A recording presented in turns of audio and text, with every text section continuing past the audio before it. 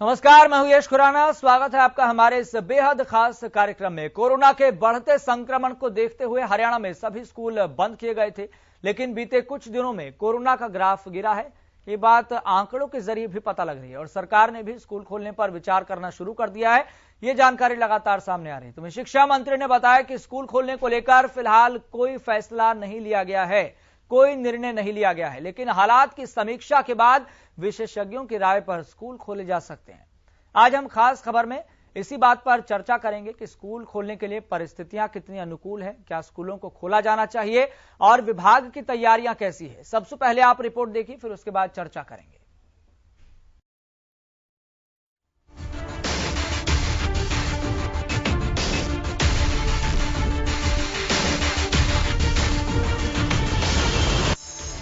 फिर गुलजार होंगे स्कूल, खाली बेंच से हटेगी धूल, स्कूल खोलने की कितनी तैयारी। वायरस ने न सिर्फ लोगों की सेहत को नुकसान पहुंचाया, बल्कि आर्थिक सामाजिक रूप से लोगों की जिंदगी में कई बदलाव किए। लोगों ने मास्क नकाब के साथ चलना सीख लिया, घर से काम करना, ऐसी कई चीजें कोरोना ने लोगों को सिखा दी जो पहले नहीं। जैसा कि बच्चों का ऑनलाइन पढ़ाई करना, कहते हैं सीखने के लिए अच्छा माहौल मिलना जरूरी है, लेकिन बीते 2 सालों में ज्यादातर समय स्कूल पर कोरोना के नाम का ताला लटका है। बच्चे घरों में रहकर पढ़ाई कर रहे हैं, लेकिन अब हरियाणा में कोरोना के मामलों में गिरावट दर्ज की जा रही है, तो सरकार स्कूलों को खोलने पर विचार कर रही है। देखिए, अभी कोई निर्णय हमने स्कूल खोलने का नहीं लिया, और जैसे मैंने पहले भी कहा था कि अगर परिस्थितियां ठीक होंगी तो निश्चित तौर से उस पर विचार करेंगे।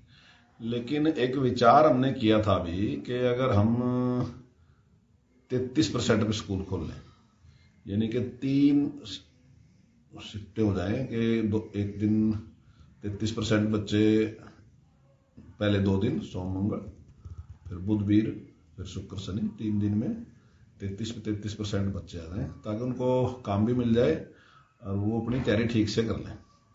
उस पे एक विचार किया था, और उसमें विशेष करके ऐसा जैसे मोरनी जैसा क्षेत्र है जहां नेटवर्क वगैरह की दिक्कत है, तो उसके बारे में विचार किया था।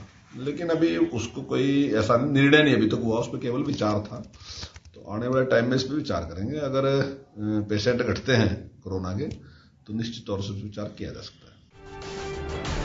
अभी स्कूल खोलने को लेकर कोई फैसला नहीं लिया गया, लेकिन सरकार 33% उपस्थिति के साथ स्कूल खोलने पर विचार भी कर रही है, जिसके लिए विशेषज्ञों की राय जरूरी होगी। 9वीं से 12वीं कक्षा के लिए स्कूल खोलने की तैयारी। 33% उपस्थिति के साथ स्कूल खोलने का प्लान। 2-2 दिन के हिसाब से स्कूल आ पाएंगे छात्र। किशोरों के कंप्लीट वैक्सीनेशन के लक्ष्य को पूरा करने के लिए सरकार तेजी से काम कर रही है।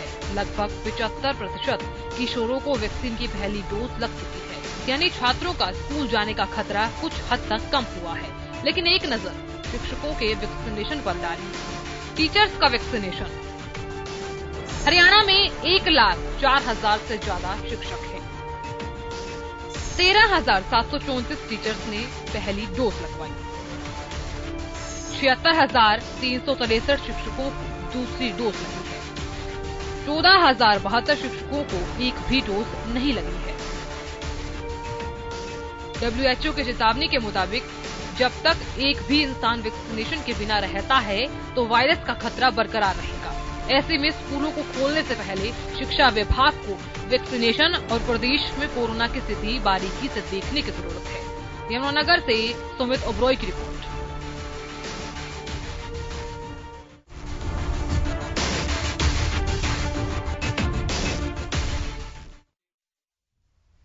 तो स्कूल खोलने को लेकर असमंजस की स्थिति पैदा हो रखी है। हालांकि कुछ चीजें ऐसी है जो कहीं ना कहीं इजाजत दे भी रही है और इजाजत नहीं भी दे रही। बहुत सारे पहलू हैं, बहुत सारे एस्पेक्ट हैं, बहुत सारे पॉइंट हैं जिस पर चर्चा करना बेहद जरूरी है। क्या सच में प्रदेश में स्कूलों को खोल देना चाहिए या नहीं?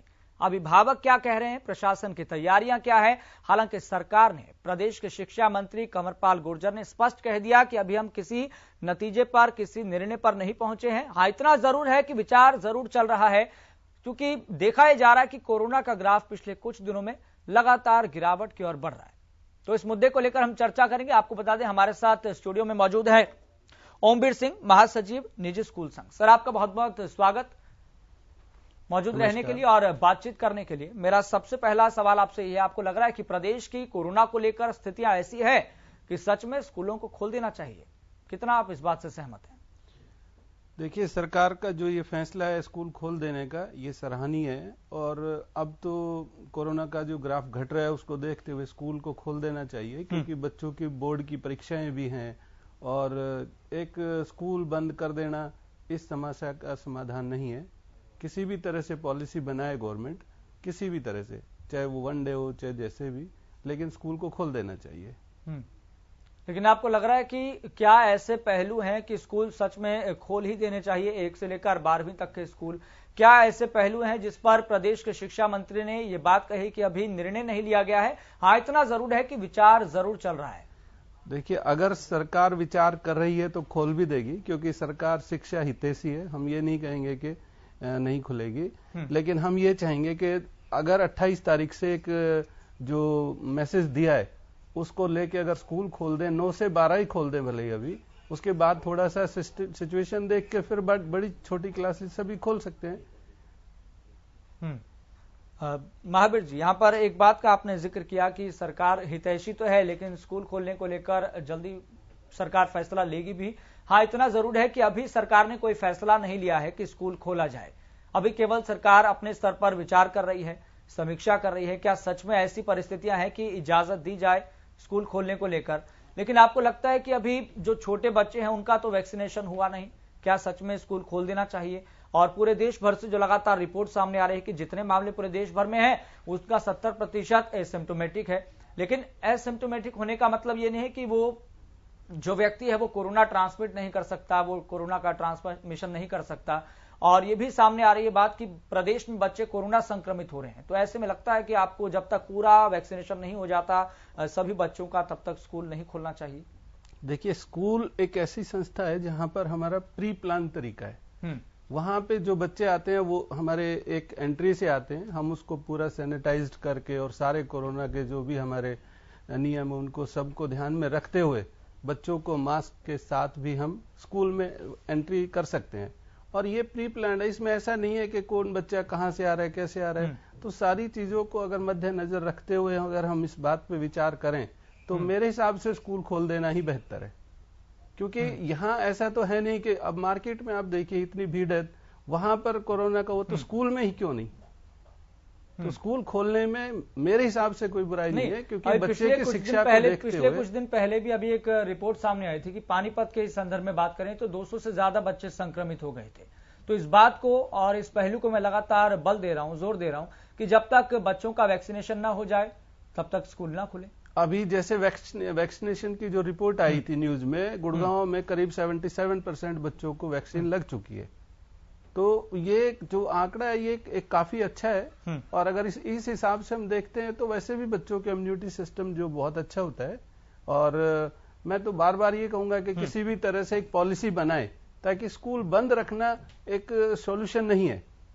उसको किसी पॉलिसी के तहत अपने पास जो शिक्षा तंत्र के जो भी अधिकारी हैं, आला अधिकारी, उनसे बैठ के बात की जाए, हमारे स्कूल वाले लोगों को भी बैठा के बात की जाए, एक अच्छी सी नीति बना के अगर स्कूल खोल दिया जाए तो बहुत बेहतर है बच्चे की शिक्षा के लिए और समाज के विकास के लिए। हालांकि हम व्यक्तिगत तौर पर भी इस बात को मानते हैं कि जो व्यवहारिक शिक्षा होती है उसकी जगह ऑनलाइन पढ़ाई तो नहीं ले सकती है।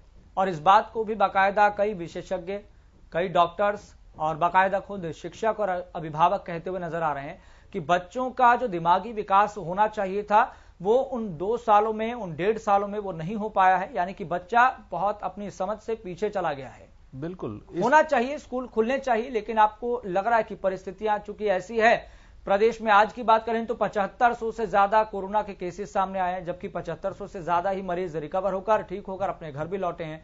लेकिन प्रदेश सरकार कब तक फैसला लेगी है, कुछ ऐसी संभावना आपको नजर आ रही है? देखिए, हम सरकार से अनुरोध करेंगे कि जितना जल्दी हो उतना फैसला ले। बोर्ड की परीक्षाएं भी नजदीक आ रही हैं और आप जैसे आपने कहा कि 2 साल का जो गैप है उसमें जो बच्चा हमारे पास 3rd क्लास में था या 1st क्लास में था, अब वो 2nd 3rd में आ गया है, उसको वो चीजें नहीं आती है समझ में। ऑनलाइन क्लासेस से छोटे बच्चे को तो मतलब आप समझो कि वो ना के बराबर है, लेकिन एक स्कूल अपने दायित्व निभाने के लिए ऑनलाइन क्लासेस भी दे रहा है, ठीक है, वो चल रहा है। लेकिन जो चीजें एक टीचर का आमने सामने बैठ के बच्चे के साथ सामंजस्य जो होता है, वो एजुकेशन का जो प्रोसेस है वो बहुत बेहतर है, इसलिए स्कूल खोलने का ज्यादा ही निर्णय लेना चाहिए। और अगर इन तमाम परिस्थितियों में निजी स्कूल इस बात को स्वीकार करते हैं या इस बात की तायीद करते हैं, समर्थन करते हैं कि स्कूल खुल जाने चाहिए, तो कहीं न कहीं निजी स्कूलों पर भी आरोप लगता रहा है कि निजी स्कूल अपने पैसे हड़पने के लिए, बच्चों से पैसे लेने के लिए इस तरीके की पहल करते हैं, समर्थन देते हैं। देखिए, स्कूल पैसा लेना और नहीं फीस लेके पढ़ाना, ये तो स्कूल जो प्राइवेट स्कूल है, निजी स्कूल है, उनकी फीस, मंथली जो फीस है उसी से ही वो जो टीचर्स की सैलरी है, जो अदर जो खर्चे हैं, अगर फीस नहीं मिलेगी तो स्कूल कैसे उसको सरवाइव करेगा। गवर्नमेंट की तरफ से कोई निजी स्कूलों को कोई वित्तीय सहायता तो है नहीं। पिछले 2 साल में हम तो गवर्नमेंट से ये भी कहना चाहेंगे कि जो एक बहुत बड़ा मतलब एक हमारा समाज का तबका है जो प्राइवेट स्कूल से जुड़ा हुआ है, उन चीजों को भी अगर ध्यान में रख के उन टीचर्स को, 4th क्लास जो वर्कर है उनको कुछ ना कुछ ऐसी पॉलिसी, ऐसे बहुत से स्कूल हैं जो छोटे लेवल पे स्कूल हैं जिनका पेरेंट्स फीस भी काफी कम आने लगी है, और तो इसमें भी सरकार को कुछ ना कुछ। ठीक है, हमारे साथ इसी मुद्दे पर, इसी मसले पर बातचीत करने के लिए बीजेपी प्रवक्ता सत्यव्रत शास्त्री भी जुड़ गए हैं। सर, आपका बहुत बहुत स्वागत, खास कार्यक्रम में जुड़ने के लिए, अपना कीमती समय देने के लिए। जी सत्यव्रत शास्त्री जी, हमारे साथ ओमवीर जी मौजूद हैं स्टूडियो में, निजी स्कूल संघ के महासचिव हैं। उनका ये कहना है कि प्रदेश सरकार को स्कूल खोल देने चाहिए। क्या आपको लग रहा है कि प्रदेश की ऐसी परिस्थितियां हैं जो इजाजत दे रही हैं कि स्कूल खुल जाने चाहिए? देखो, ये तो हर प्राइवेट स्कूल का या पेरेंट्स की भी बहुत बार डिमांड्स आती हैं, लेकिन ये सब निर्भर करता है स्वास्थ्य विभाग के द्वारा जो गाइडलाइन दी गई है कि कितने समय में कोरोना प्रभावी है, कब डाउन हो रहा है, कब अप होने की संभावना, उनको ध्यान में रख के ही बंद किए जाते हैं और उनको ध्यान में रखते हुए खोले जाते हैं। तो ये कोई ऐसी मांग नहीं है कि जो सरकार से जबरदस्ती मनवाई जाए, और ये ऐसी भी नहीं है कि जिसको अनदेखा किया जाए, क्योंकि बच्चे हैं, छोटे बच्चे हैं, देश का भविष्य है, परिवारों में उनकी बहुत बड़ी जरूरत है, तो शिक्षा भी जरूरी है। दोनों चीजों के भी सामंजस्य रखकर जो विशेषज्ञ रिपोर्ट देंगे उस पर सरकार जो है विचार करके उसको निर्णय करेगी। इसलिए इसमें कोई जल्दबाजी या देरी, ये दोनों चीजें नहीं है। उचित समय पर उचित निर्णय के लिए सरकार अपने आप को बाध्य मानती है और उसी को आधार मानकर आगे स्कूलों को खोलने का प्रोविजन रखा जाएगा। ठीक है, सत्यव्रत शास्त्री जी, मैं आपके पास लौटूंगा। हमारे साथ शिक्षाविद जेपी दलाल भी जुड़ गए हैं। जेपी दलाल जी, आपका बहुत बहुत स्वागत है। जी, thank you very much. JP Dalal ji, आपको लग रहा है कि प्रदेश की ऐसी परिस्थितियां हैं कि स्कूलों को खोल देना चाहिए? हालांकि इस बात को भी ध्यान रखना बेहद जरूरी है कि 55,000 से ज्यादा, 57,000 से ज्यादा प्रदेश के अंदर एक्टिव केसेस हैं, और ये भी एक हकीकत है कि अधिकांश मामले होम आइसोलेटेड हैं और बहुत कम रेट है जो अस्पतालों में भर्ती हो रहे हैं। आप क्या मानते हैं व्यक्तिगत तौर पर खुल जाने चाहिए? देखिए, ओमिक्रॉन की जो 3rd वेव आई है, इसका ऑलमोस्ट क्लियर हो चुका है WHO से भी, साइंटिस्ट से भी, और एजुकेशनिस्ट का अब ये मत है कि ग्रेडेड आधार पर अब स्कूल खोलने का समय आ गया है। ग्रेडेड आधार का मतलब है कि अभी भी 5, 7, 10 दिन लगेंगे व्यवस्था बनाने में। 9 to 12 खोलने में कोई बुराई नहीं है 1 फरवरी या मैक्सिमम 5 फरवरी से, क्योंकि 2 साल का एकेडमिक लॉस बच्चों को बहुत ज्यादा हो गया है। लर्निंग गैप है, उसको भरने में बहुत मेहनत करनी पड़ेगी स्कूलों को, private schools as well as government schools. तो एक हैवी लॉस एकेडमिक हो चुका है। मेरे से पूर्व जो भी वक्ता, सरकार के शायद प्रवक्ता थे, वो जो बोल रहे थे वो बातें ठीक है, सारी चीजें अपनी जगह ठीक है, लेकिन हालात को ये भी देखना पड़ेगा कि क्या वास्तव में जो 3rd वेव है वो 1st और 2nd वेव के कंपैरिजन में कोई थ्रेट पोज कर रही है? Answer is no. Then second thing is that कि जहां पे भी इलेक्शन स्टेट्स है वहां पे भी मूवमेंट्स हो रही है। Whenever the politics comes तो it is for their favour, तो they take decision in that way, and whenever it goes against them then they take the decision another way. तो सरकार को कहीं न कहीं एक सिंपैथी शिक्षा के साथ, मैं कोई प्राइवेट स्कूल का एडवोकेट नहीं हूँ, मैं एक शिक्षक होने के नाते, एक शिक्षाविद होने के नाते एक जिम्मेदारी के साथ कह रहा हूं कि बच्चों को बहुत ज्यादा हैवी एकेडमिक लॉस हो चुका है। अगर ये कंटिन्यू रहता है तो मुश्किल हो जाएगा। अगर ये 1 फरवरी या 5 फरवरी के आसपास भी खोल देते हैं तो 1 से 1.5 महीना कुछ एग्जाम्स को आगे लेट किया जा सकता है और 1 से 1.5 महीना रिगोरियस मेहनत टर्म 2 की कराई जा सकती है। 9 to 12 खोलें, फिर धीरे धीरे 6 to 8 फिर नीचे खोलना तो पड़ेगा। आप लगातार ऐसे नहीं कर सकते, बंद नहीं कर सकते। कितनी इंटरनेशनल रिपोर्ट्स हैं जिसमें सब में ये कहा है कि schools should be last to be close and first to be open. और एक रिसर्च जो आज के टाइम्स ऑफ इंडिया और कई न्यूज़पेपर्स में भी पब्लिश हुई है, उसमें भी यही चीज आई है कि भी स्कूलों के लिए आपको एक विशेष प्रोटोकॉल तैयार करना पड़ेगा। बंद करना समाधान नहीं है। ठीक है, ठीक है। जेपी दलाल जी, मैं आपके पास लौटूंगा। हमारे साथ रामफल श्योराण भी जुड़ गए हैं, अभिभावक हैं। क्योंकि सबसे बड़ा सवाल इस पहलू को लेकर यह भी बनता है कि प्रशासन ने अपनी तैयारियां कर ली, सरकार विचार कर रही है, निजी स्कूल के जो संघ हैं वो अपने तरीके से अपने स्तर पर समीक्षा कर रहे हैं और व्यक्तिगत तौर पर बयान भी दे रहे हैं कि खुल जाने चाहिए। लेकिन अभिभावक क्या सोच रहे हैं ये भी जानना बेहद जरूरी है। तो रामफल श्योराण हमारे साथ जुड़ गए हैं। रामफल जी, आपको बहुत बहुत स्वागत। जी नमस्कार। रामफल जी, क्या आप व्यक्तिगत तौर पर मानते हैं कि प्रदेश की ऐसी परिस्थितियां हैं कि स्कूल खुल जाने चाहिए?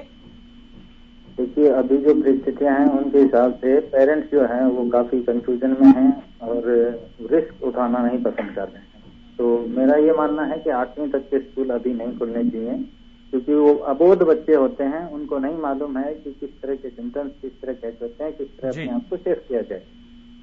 तो 8वीं तक के जो बच्चे हैं लगभग 13-14 साल तक के, उनकी अभी जब तक कोई ठोस स्टडी या उनके प्रोटेक्शन के लिए कोई ठोस उपाय नहीं है तब तक उनके स्कूल नहीं खोलने चाहिए।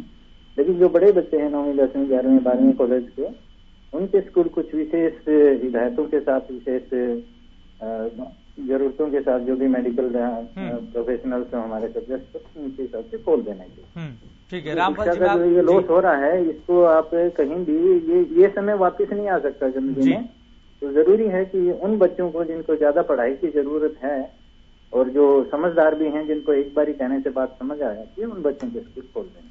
ठीक है रामफल जी, मैं आपके पास लौटूंगा। हमारे साथ लगातार बीजेपी प्रवक्ता सत्यव्रत शास्त्री भी जुड़े हुए हैं। सत्यव्रत शास्त्री जी, क्या प्रदेश सरकार ने परिस्थितियों को देखते हुए कोई क्राइटेरिया, कोई पैमाना तय कर रखा है कि अगर इतने केस कम हुए, इतने एक्टिव मामले कम हुए तो हम इतने से इतने के स्कूल खोल देंगे? देखिए, विशेषज्ञों की टीम है और वो इस पर पूरी स्थिति पर नजर रखे है जी। नजर रखने के कारण से ही स्कूल बंद किए गए हैं और जैसे ही वो पॉजिटिव स्थिति आएगी कि अब स्कूल खुलने चाहिए, और स्कूल न खुलने का कोई विकल्प नहीं है जी। स्कूल खुलने से ही होगा। ऑनलाइन भी वो सब इफेक्टिव नहीं हो पाता जितना एक बच्चे को चाहिए और एक टीचर को चाहिए मेहनत कराने के लिए। इसलिए इस चीज का तो विकल्प कोई नहीं है। लेकिन फिर भी मैं अपनी ओर से ये आश्वस्त करवाना चाहूंगा पेरेंट्स को भी, टीचर्स को भी और बुद्धिजीवी लोगों को भी कि ये जो टीम विशेषज्ञों की प्रदेश में बनी है वो समय समय पर इसके ऊपर अपना मंथन विचार करती रहती है और जैसे ही अनुकूल स्थिति आएगी तो स्कूलों को तुरंत खोला जाएगा। उसके अंदर किसी प्रकार का कोई हिलचुल की स्थिति नहीं है जी। सत्यव्रत शास्त्री जी, मैं यहाँ पर एक बात का जिक्र करना चाहूंगा। पूर्व आरबीआई गवर्नर हैं रघुराम राजन, उन्होंने एक बात कही थी कि जल्द ही अगर स्कूल नहीं खोले गए, ठीक है, आप अपने स्तर पर और भारतीय जनता पार्टी या प्रदेश सरकार अपने स्तर पर समीक्षा कर रही है, जैसी थोड़े हालात बेहतर होंगे स्कूल खोले जाएंगे। लेकिन पूर्व आरबीआई गवर्नर ने एक बात का जिक्र किया था कि अगर जल्द ही स्कूल नहीं खोले गए तो ये बात कहना गलत नहीं होगा कि हमारे सामने और हमारे देश के सामने कम सोच समझ वाली पीढ़ी पैदा होगी। बहुत ये इस बात से कोई नकार नहीं रहा, लेकिन एक शब्द प्रयोग होता है कि जान है तो जहान है। ये सब चीजें हमारे जीवित रहते ही तो होंगी ना जी।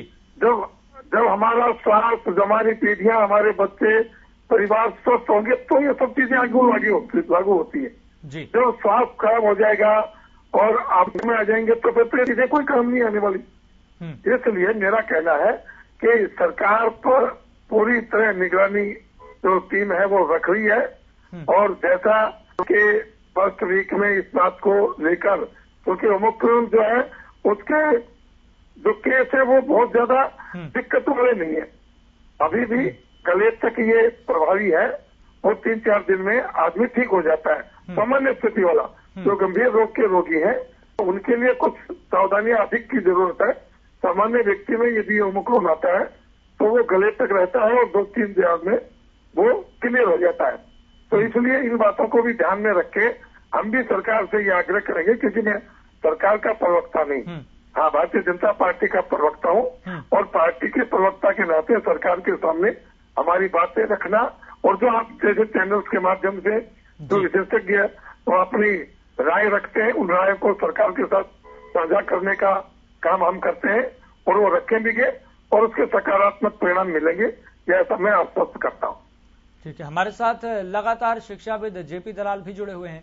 जेपी दलाल जी, क्या आप इस बात को स्वीकार करते हैं, इस बात को आप मानते हैं, चूंकि अभी तक 15 से 18 साल तक के बच्चों का 75% तक वैक्सीनेशन हुआ है और जो नीचे उससे 15 के नीचे उम्र के जो बच्चे हैं उनके वैक्सीनेशन को लेकर अभी कोई जानकारी नहीं है, तो ऐसे में स्कूलों को खोलना क्या सच में उचित रहेगा या फिर वैक्सीनेशन का जब तक पूरी तरह से नहीं हो जाता इंतजार भी करना चाहिए?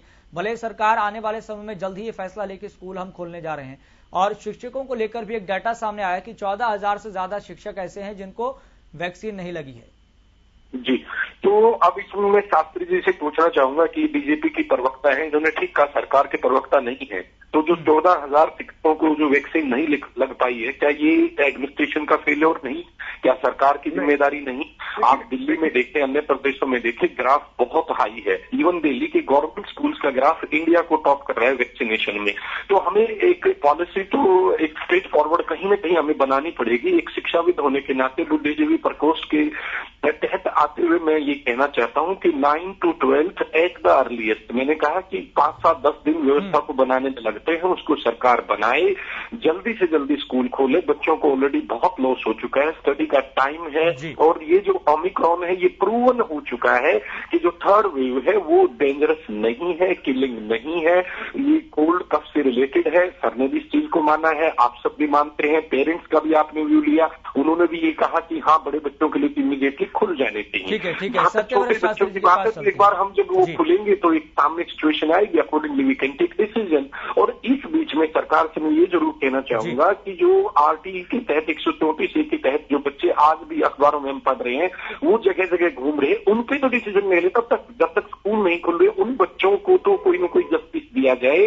इसी डिबेट के बढ़ाते हुए मैं कहना चाहता हूं कि सरकार को संवेदनशील होना चाहिए। ठीक है जेपी दलाल जी, मैं आपके पास आता हूं, मैं आपके पास आऊंगा। सत्यव्रत शास्त्री, छोटा सा कमेंट। देखिए, मैं ये कहना चाहूंगा कि जो 14,000 शिक्षकों को वैक्सीन नहीं हुई है उसके लिए सरकार ने पहला कदम उठाया है कि जो वैक्सीन नहीं होंगे उनको पे नहीं मिलेगी जी। और कुछ चीजें मेरे सामने भी, मेरे 1-2 मित्र हैं, उनके यहाँ से भी समाचार है कि उनको कोरोना वैक्सीन सूट नहीं करेगी जी। ऐसे कुछ केस हो सकते हैं जो हेल्थ दृष्टि से उनके लिए प्रभावी नहीं है, तो कुछ केस ऐसे हो सकते हैं, लेकिन इतने सारे नहीं हो सकते। लेकिन उसके लिए पहले अटैक तौर के ऊपर उनको कहा गया है जी। और दूसरा फिर उनके कारण पूछा जाएगा कि कारण क्यों नहीं हो पाया, तो यदि वाजिब कारण होगा डॉक्टर कहेंगे तो उनको छूट मिल सकती है। ठीक है, लेकिन ये जबरदस्ती का भी है नहीं, ऐसा भी कोर्ट की ओर से आ गया कि कंपल्सरी नहीं है, डॉक्टर की सलाह के ऊपर उनको वैक्सीन किया जाएगा। उनमें यदि कोई कमी है किसी कारण से जिससे वो नहीं ले पा रहे तो उनको उससे छूट भी मिलेगी, लेकिन सरकार की ओर से ढिलाई नहीं है। दलाल साहब, मैं आपको आश्वस्त करना चाहता हूं कि सरकार उपलब्धता की गारंटी देती है, सरकार घर घर जाने की भी गारंटी देती है, लेकिन कुछ छुप गया और ऐसा व्यक्ति जो शिक्षक है, जो शिक्षित है, ठीक है शास्त्री जी, ठीक है, तो उन सबके ऊपर उनकी खुद की भी जिम्मेदारी बनती है, ठीक है, वो इस काम को आगे बढ़ाएं। ठीक है, बहुत बहुत शुक्रिया सत्यव्रत शास्त्री जुड़ने के लिए, ओमवीर जी आपका भी बहुत बहुत शुक्रिया जुड़ने के लिए, जेपी दलाल जी आपका भी बहुत बहुत शुक्रिया और रामफल जी आपका भी बहुत बहुत शुक्रिया। तो देखना होगा कि आखिर परिस्थितियां अनुकूल कब होंगी, हालांकि डिमांड लगातार की जा रही, मांग